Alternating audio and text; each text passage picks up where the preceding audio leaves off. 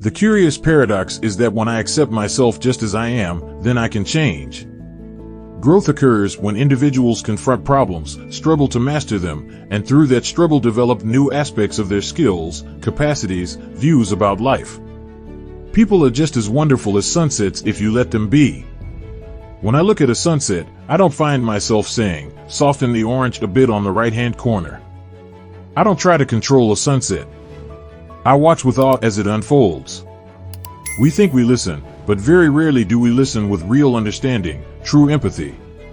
Yet listening, of this very special kind, is one of the most potent forces for change that I know.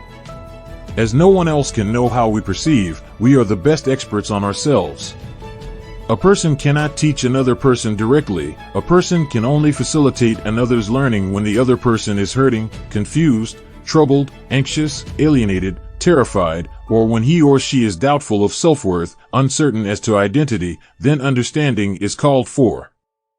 The gentle and sensitive companionship of an empathic stance provides illumination and healing. In such situations, deep understanding is, I believe, the most precious gift one can give to another. When someone really hears you without passing judgment on you, without trying to take responsibility for you, without trying to mold you, it feels damn good. When I have been listened to and when I have been heard, I am able to reperceive my world in a new way and to go on. It is astonishing how elements which seem insoluble become soluble when someone listens. How confusions which seem irremediable turn into relatively clear flowing streams when one is heard. People only seriously consider change when they feel accepted for exactly who they are. In my early professional years, I was asking the question, how can I treat, or cure, or change this person? Now I would phrase the question in this way, how can I provide a relationship which this person may use for his own personal growth? The good life is a process, not a state of being. It is a direction, not a destination. The only person who cannot be helped is that person who blames others. What you are to be, you are now becoming. The way of being with another person, which is termed empathic, means temporarily living in their life, moving about in it delicately without making judgment. To be with another in this way means that for the time being you lay aside the views and values you hold for yourself in order to enter the other's world without prejudice, a complex, demanding, strong yet subtle and gentle way of being. I realized that if I were stable, prudent and static, I'd live in death. Therefore, I accept confusion, uncertainty, fear and emotional ups and downs, because that's the price I'm willing to pay for a fluid, perplexed and exciting life. We cannot change, we cannot move away from what we are, until we thoroughly accept what we are. Then change seems to come about almost unnoticed. Life, at its best, is a flowing, changing process in which nothing is fixed. Man's inability to communicate is a result of his failure to listen effectively. When a person realizes he has been deeply heard, his eyes moisten. I think in some real sense he is weeping for joy. It is as though he were saying, "Thank God, somebody heard me. Someone knows what it's like to be me." There is in every organism, at whatever level, an underlying flow of movement toward constructive fulfillment of its inherent possibilities. It is the client who knows what hurts, what directions to go, what problems are crucial, what experiences have been deeply buried. Am I living in a way which is deeply satisfying to me, and which truly expresses me? The degree to which I can create relationships, which facilitate the growth of others as separate persons, is a measure of the growth I have achieved in myself. It is astonishing how elements that seem insoluble become soluble when someone listens. The only person who is educated is the one who has learned how to learn and change. Powerful is our need to be known, really known by ourselves and others, even if only for a moment. This process of the good life is not, I am convinced, a life for the faint-hearted. It involves the stretching and growing of becoming more and more of one's potentialities. It involves the courage to be. It means launching oneself fully into the stream of life. If I can listen to what he can tell me, if I can understand how it seems to him, if I can see its personal meaning for him, if I can sense the emotional flavor which it has for him, then I will be releasing potent forces of change in him. I think my deepest criticism of the educational system is that it's all based upon a distrust of the student. Don't trust him to follow his own leads. Guide him, tell him what to do, tell him what he should think, tell him what he should learn. Consequently, at the very age when he should be developing adult characteristics of choice and decision-making, when he should be trusted on some of those things, trusted to make mistakes and to learn from those mistakes, he is, instead, regimented and shoved into a curriculum, whether it fits him or not. What is most personal is most universal. No other person's ideas, and none of my own ideas, are as authoritative as my experience. The organism has one basic tendency and striving to actualize, maintain, and enhance the experiencing organism. I have come to think that one of the most satisfying experiences I know, and also one of the most growth-promoting experiences for the other person, is just fully to appreciate this individual in the same way that I appreciate a sunset. Loneliness is a barrier that prevents one from uniting with the inner self. The state of empathy, or being empathic, is to perceive the internal frame of reference of another with accuracy and with the emotional components and meanings which pertain thereto as if one were the person. When I look at the world, I'm pessimistic, but when I look at people, I am optimistic. What I am is good enough if I would only be it openly. Life is about being and becoming. To be original or different is felt to be dangerous. The only reality I can possibly know is the world as I perceive it at this moment. The only reality you can possibly know is the world as you see it at this moment. And the only certainty is that those perceived realities are different. There are as many real worlds as there are people. Each person is an island unto himself, in a very real sense, and he can only build bridges to other islands if he is first of all willing to be himself and permitted to be himself. Experience is, for me, the highest authority. The touchstone of validity is my own experience. No other person's ideas, and none of my own ideas, are as authoritative as my experience. It is to experience that I must return again and again, to discover a closer approximation to truth as it is in the process of becoming me. If I were to search for the central core of difficulty in people as I have come to know them, it is that in the great majority of cases they despise themselves, regarding themselves as worthless and unlovable. It is astonishing how elements that seem insoluble become soluble when someone listens, how confusions that seem irremediable turn into relatively clear-flowing streams when one is heard. The purpose of adult education is to help them to learn, not to teach them all you know and thus stop them from learning. I have learned that in any significant or continuing relationship, feelings which are persistent had best be expressed. If they are expressed as feelings owned by me, the result may be temporarily upsetting but ultimately far more rewarding than any attempt to deny or conceal them. Empathy is a special way of coming to know another and ourself, a kind of attuning and understanding. When empathy is extended, it satisfies our needs and wish for intimacy, it rescues us from our feelings of aloneness. I am increasingly an architect of self. I am free to will and choose. I can, through accepting my individuality, become more of my uniqueness, more of my potentiality. True empathy is always free of any evaluative or diagnostic quality. This comes across to the recipient with some surprise. If I am not being judged, perhaps I am not so evil or abnormal as I have thought. I hear the words, the thoughts, the feeling tones, the personal meaning, even the meaning that is below the conscious intent of the speaker. Sometimes, too, in a message which superficially is not very important, I hear a deep human cry that lies buried and unknown far below the surface of the person.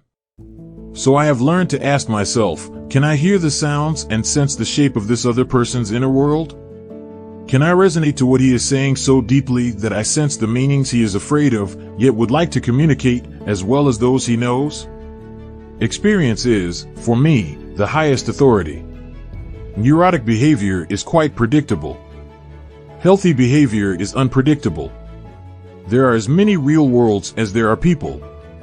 It is that the individual has within him or herself vast resources for self-understanding, for altering the self-concept basic attitudes, and his or her self-directed behavior, and that these resources can be tapped if only a definable climate of facilitative psychological attitudes can be provided. I believe I know why it is satisfying to me to hear someone. When I can really hear someone, it puts me in touch with him, it enriches my life. It is through hearing people that I have learned all that I know about individuals, about personality, about interpersonal relationships. Don't be the ammunition wagon, be the rifle. Knowledge exists primarily for use. The facts are always friendly. Every bit of evidence one can acquire, in any area, leads one that much closer to what is true. Adults who think that children must be manipulated for their own good have developed the attitude of a controlling parent who lacks faith in himself, the child, or humanity, or himself. It's an awful risky thing to live over the years. However, the research evidence keeps piling up, and it points strongly to the conclusion that a high degree of empathy in a relationship is possibly the most potent and certainly one of the most potent factors in bringing about change and learning. The kind of caring that the client-centered therapist desires to achieve is a gullible caring, in which clients are accepted as they say they are, not with a lurking suspicion in the therapist's mind that they may, in fact, be otherwise. This attitude is not stupidity on the therapist's part. It is the kind of attitude that is most likely to lead to trust. The elements in a relationship which seem impossible to share, the secretly disturbing, dissatisfying elements, are the most rewarding to share. This is a hard, risky, frightening thing to learn, and it needs to be relearned over and over.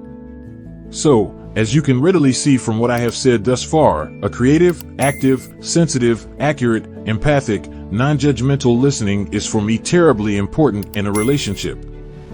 It is important for me to provide it. It has been extremely important, especially at certain times in my life, to receive it.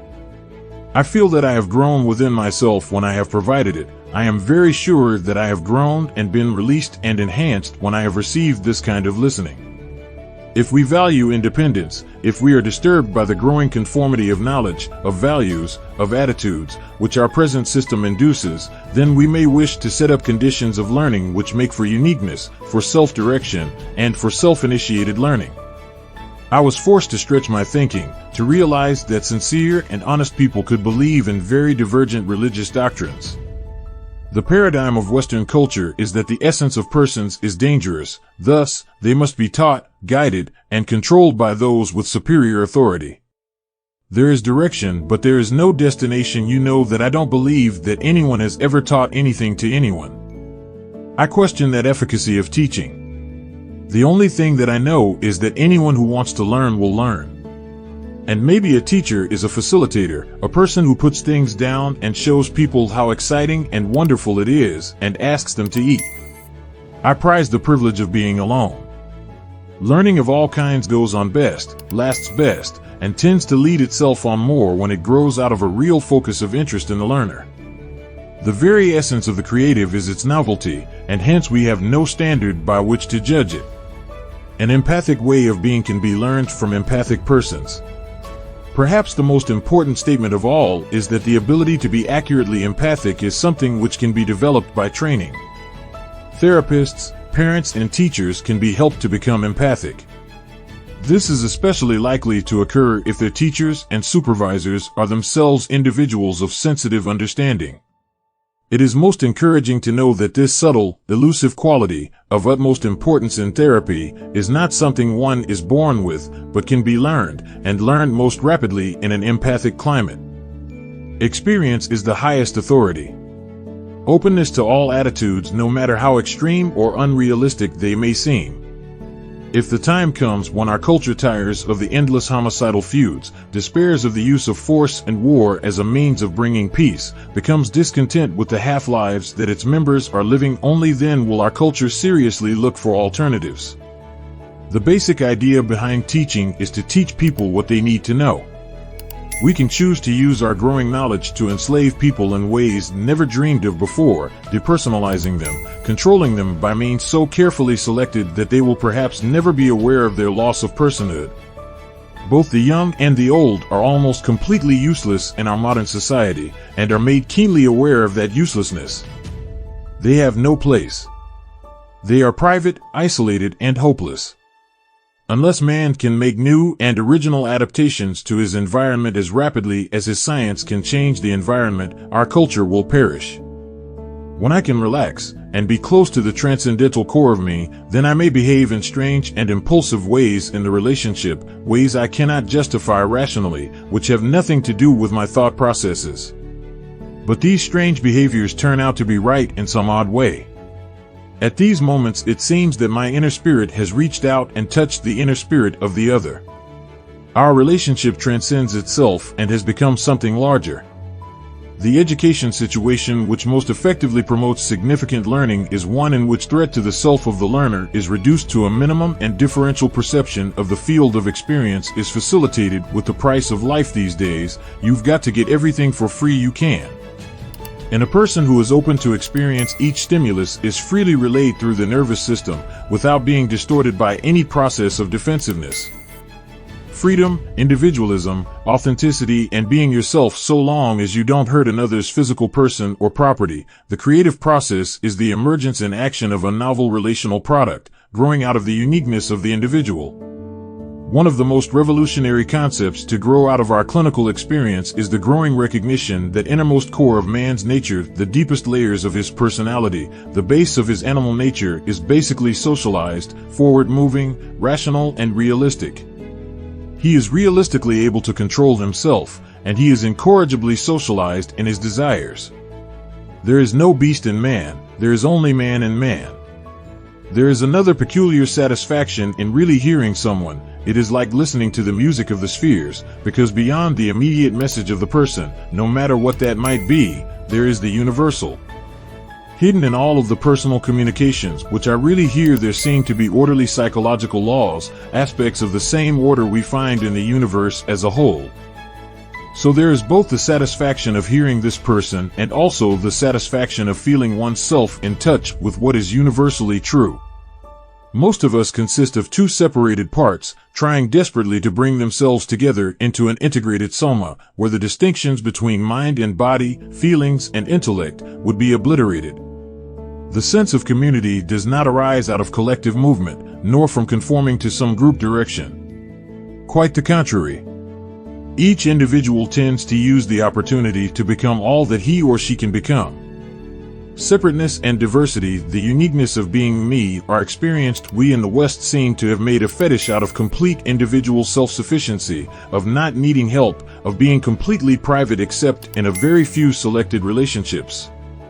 The mainspring of creativity appears to be the same tendency which we discover so deeply as the curative force in psychotherapy, man's tendency to actualize himself, to become his potentialities. By this I mean the organic and human life, the urge to expand, extend, develop, mature, the tendency to express and activate all the capacities of the organism, or the self. Don't be a damned ammunition wagon. Be a rifle. I believe that the testing of the student's achievements in order to see if he meets some criterion held by the teacher is directly contrary to the implications of therapy for significant learning. A second characteristic of the process, which for me is the good life, is that it involves an increasingly tendency to live fully in each moment. I believe it would be evident that for the person who was fully open to his new experience, completely without defensiveness, each moment would be new. Facilitative attitudes can help a therapist gain entry into the group, freedom from a desire to control the outcome, and respect for the capacity of the group, and skills in releasing individual expression, openness to all attitudes no matter how extreme or unrealistic they may seem, acceptance of the problems experienced by the group where they are clearly defined as issues, allowance of the freedom of choices and direction, either for the group or individuals, particularly in the near future. Although the client-centered approach had its origin purely within the limits of the psychological clinic, it is proving to have implications, often of a startling nature, for very diverse fields of effort. To perceive the internal frame of reference of another with accuracy and with the emotional components and meanings which pertain thereto as if one were the person, but without ever losing the as-if condition. Thus, it means to sense the hurt or the pleasure of another as he senses it, and to perceive the causes thereof as he perceives them, but without ever losing the recognition that it is as if I were hurt or pleased, and so forth. Allowance of the freedom of choices and direction, either for the group or individuals, particularly in the near future. Though modern marriage is a tremendous laboratory, its members are often without preparation for the partnership function. How much agony and remorse and failure could have been avoided if there had been at least some rudimentary learning before they entered the partnership? The action of the child inventing a new game with his playmates, Einstein formulating a theory of relativity, the housewife devising a new sauce for the meat, a young author writing his first novel, all of these are in terms of definition creative, and there is no attempt to set them in some order of more or less creative.